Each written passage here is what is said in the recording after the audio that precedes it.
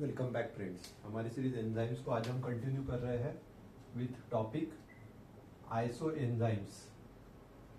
तो आज का हमारा टॉपिक रहेगा आइसो एंजाइम्स और इसको हम डिस्कस करेंगे under the headings definition of isoenzymes. उसके बाद हम लोग सीखेंगे role of various isoenzymes in clinical diagnosis. अलग अलग टाइप के isoenzymes in clinical diagnosis में उनका क्या रोल होता है, that we will try to learn today. So this topic is very important from exam point of view, क्योंकि exam में बार बार क्वेश्चन आ चुके हैं regarding role of isoenzymes in clinical diagnosis. तो उसमें हम लोग ये चीजों के बारे में क्लियर होने चाहिए। So definition wise, what are isoenzymes? Isoenzymes are multiple forms or different forms of an enzyme। एक ही एंजाइम के अलग अलग फॉर्म है। फिर इनको अलग अलग क्यों बोला गया है? which different form of an enzyme which catalyze same reactions। एक ही रिएक्शन को ये कैटालाइज करते हैं, एक ही रिएक्शन ये की रेट और वेलोसिटी बढ़ाते हैं, लेकिन वो एक ही एंजाइम के वो अलग अलग फॉर्म है। तो ये फॉर्म अलग अलग होने की वजह से इनको बोला गया है iso. The word is iso. You remember the word forms here. This are not types of an enzyme, this are forms of enzyme. So multiple और different, the word is multiple और word is different. Different form of an enzyme catalysing the same reaction, that is called as iso enzyme. अगर ये एक ही enzyme के form है, एक ही reaction करते हैं, तो फर्क कहाँ है? They differ in. इनका डिफरेंस कहाँ पे होता है? They differ in. कहाँ पे डिफरेंस है? स्ट्रक्चर का फर्क हो सकता है, स्ट्रक्चर अलग अलग हो सकता है अलग अलग आइसो एंजाइम का। इलेक्ट्रोफोरेटिक मोबिलिटी, अगर हमने इलेक्ट्रोफोरेसिस किया तो ये आइसो एंजाइम अलग अलग तरीके से सेपरेट हो सकते हैं। तो इलेक्ट्रोफोरेसिस पे मोबिलिटी अलग अलग रहेगी इनकी। अगर हमने इफेक्ट ऑफ पीएच देखा तो पीएच अलग अलग हो सकता है। So pH optimum can change. इनकी Km value can change, Km value अलग अलग रह सकती है डिफरेंट आइसो एंजाइम्स की। इनकी वीमैक्स की वैल्यू अलग अलग रह सकती है, या इनका डिग्री ऑफ डीनेचुरेशन वो भी अलग अलग रह सकता है अलग अलग चीजों के लिए, या इनकी इनहिबिटर्स के लिए ससेप्टिबिलिटी भी अलग अलग हो सकती है। तो there are various counts on which they can be different, so ध्यान में रखिए, these are एक ही एंजाइम के अलग अलग फॉर्म्स which differ, एक ही एंजाइम के अलग अलग forms which catalyze the same reaction। they can differ in structure, they can differ in electrophoresis, they can differ in pH optimum, Km value, Vmax value, degree of denaturation and inhibitors। तो ये हो गई iso enzyme की definition, जो बहुत बार exam में आती है। Now we are going for one by one isoenzymes. The first isoenzymes which we are going to see is for the enzyme. Enzyme का नाम है एलडीएच। एलडीएच का लॉन्ग फॉर्म है लैक्टेट डिहाइड्रोजनेज। एंजाइम का नाम है lactate dehydrogenase. अगर अपन इसको क्लासिफिकेशन के हिसाब से देखेंगे, so this is the dehydrogenase class of enzyme. So this is belong to class 1, that is oxidoreductase। all oxidoreductase हमने एग्जांपल देखा था, lactate dehydrogenase, pyruvate dehydrogenase, alcohol dehydrogenase, all are example of class 1, that is oxidoreductase। इसका example है। कौन सी reaction ये हमारे body में करता है? LDH। LDH converts lactate to pyruvate. ये एक रिएक्शन होती है, conversion of lactate to pyruvate. This reaction is catalysed by enzyme LDH। तो जितने भी आइसो एंजाइम रहेंगे एलडीएच के, all will catalyse the same reaction, they will convert lactate to pyruvate. अब कितने आइसो एंजाइम होते हैं और कैसे फॉर्म होते हैं, तो उसके लिए आपको पता होना चाहिए। There is one table which we can make. These are different isoenzymes of LDH.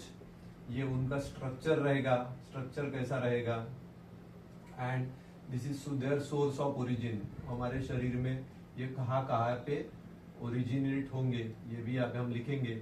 So there are 5 isoenzymes of LDH: LDH1, LDH2, 2, LDH 3, LDH 4 or LDH 5. These are 5 isoenzymes of LDH.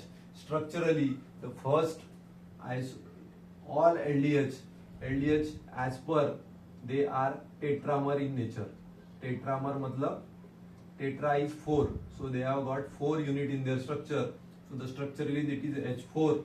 H4 is from heart. H is for heart, so it has got 2 units. H is for heart and M is for muscles. तो इनका ये combination होता है and LDH itself is a tetramer. तो tetramer के अंदर होता कैसा है, H और M का कॉम्बिनेशन. H4 अगर स्ट्रक्चर रहा तो इट विल बी हार्ट.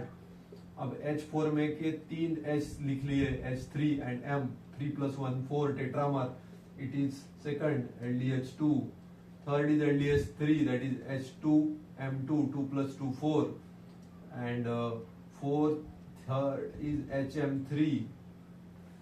सो हम लोग देख सकते हैं there are various isoenzymes present in the for LDH brain. So this is for liver and finally M4, total M4, it is present in skeletal muscles. So you can see there are different isoenzymes of LDH which catalyze the same reaction, conversion of lactate to pyruvate. फर्क कहाँ है, difference कहाँ है? They differ in the structure. LDH itself is a tetramer, but it has got 2 units. H is for heart, M is for muscle. So LDH1, it is the first isoenzyme. It is structurally H4 tetramer present in heart. LDH2, H3M, 3 + 1 4 RBCs. LDH3, H2M2 brain. LDH4, HM3, 1 + 3 again 4 liver, and LDH5 M4, it is present in skeletal muscle. So all these different isoenzymes of LDH, they are present and they rise in different diseases. तो ये आपको पता होना चाहिए कि LDH के isoenzyme कितने हैं और कहाँ पे वो बढ़ते हैं. Main important for us is LDH1 and LDH5. सो अगर मैं क्लिनिकल सिग्निफिकेंस की बात करूं तो इन पेशेंट्स ऑफ ये अगर ये आपको समझ में आ गया होगा तो then we will discuss the clinical significance of isoenzymes of LDH, क्योंकि एग्जाम में क्वेश्चन आता है अबाउट क्लिनिकल सिग्निफिकेंस. तो क्लिनिकल सिग्निफिकेंस में आपको सबसे पहले लिखना है about heart disease. In patients of heart disease, what will happen?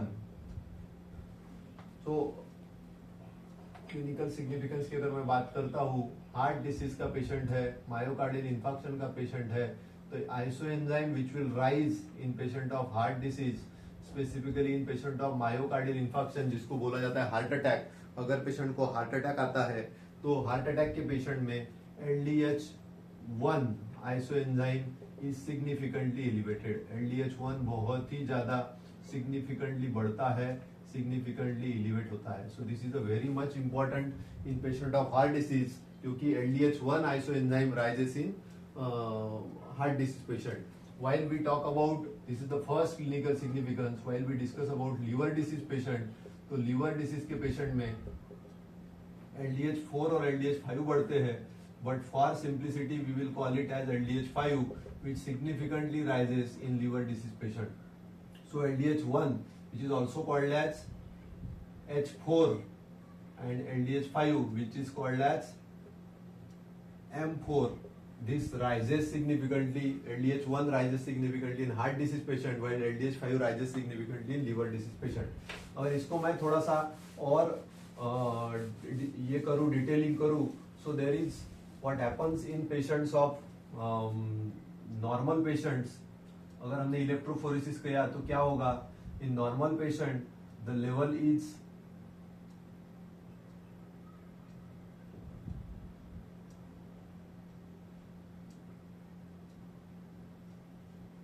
LDH1 2 3 4 5. This is normal patient का electrophoresis. So if you talk about electrophoresis pattern, so normal patient का ऐसे आएगा.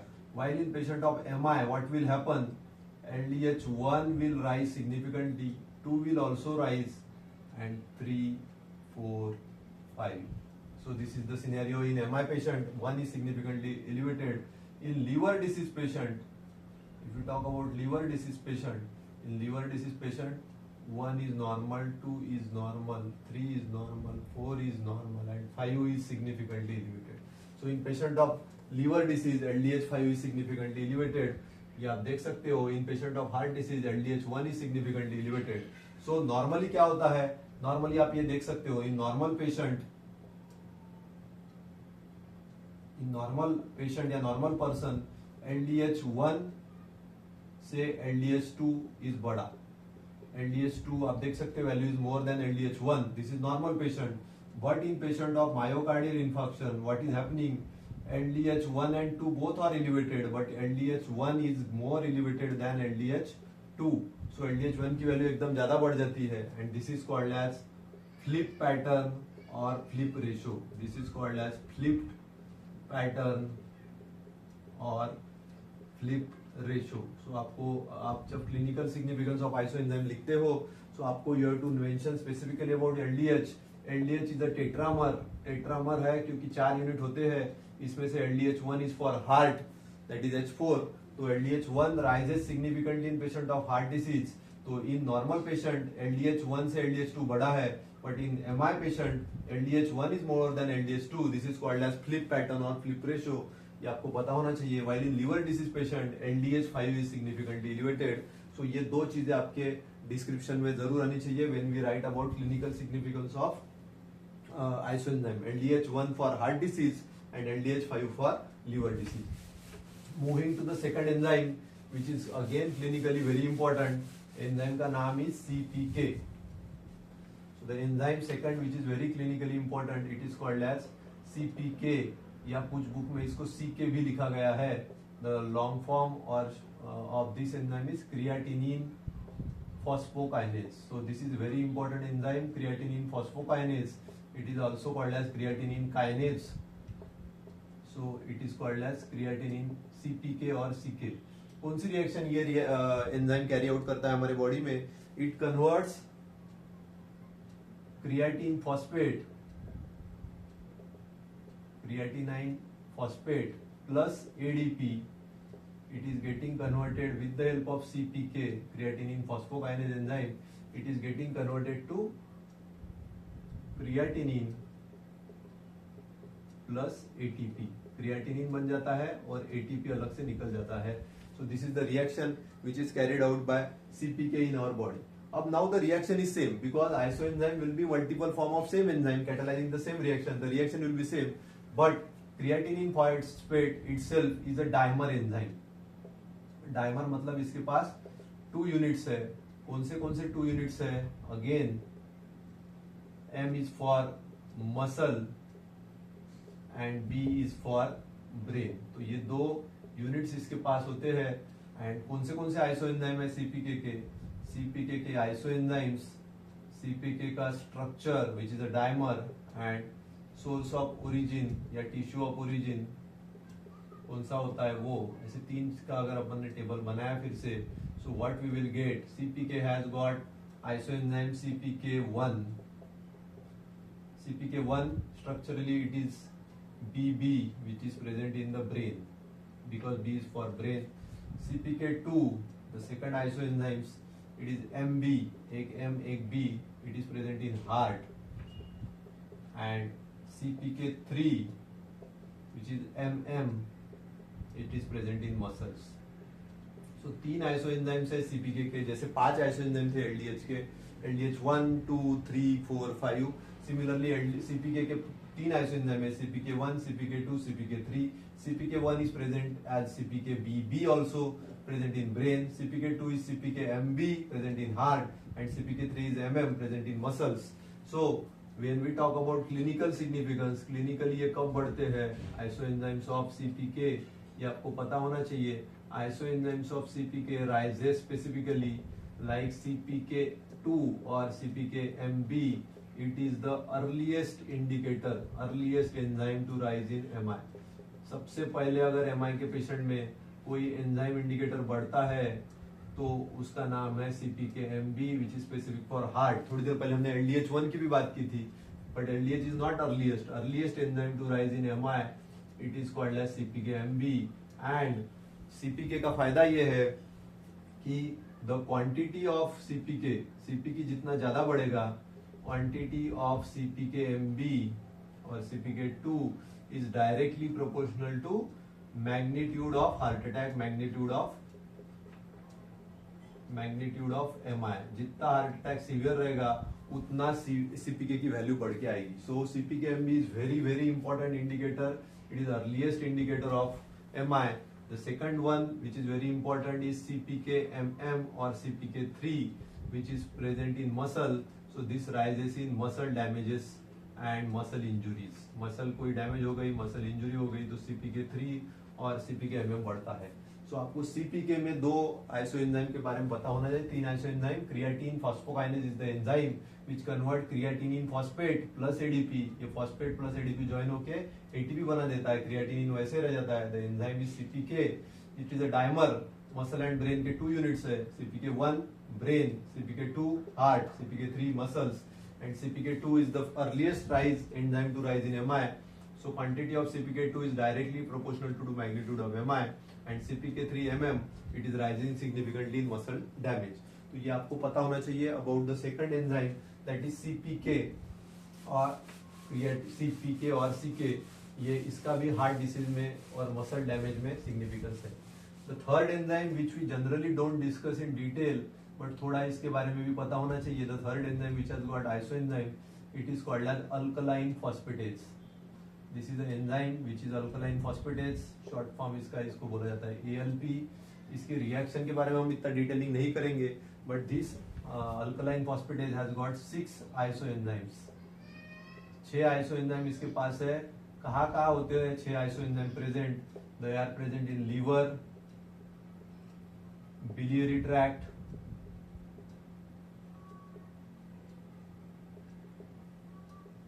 kidney, intestine, bone and placenta। ये 6 जगह पे इसके isoenzyme present है।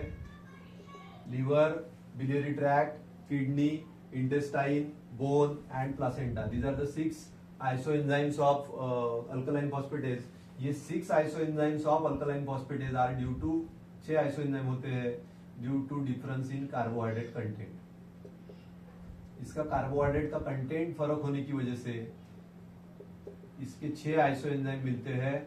Liver, biliary tract, kidney, intestine, bone and placenta. तो कार्बोहाइड्रेट कंटेंट की डिफरेंस की वजह से 6 आइसोएंजाइम है।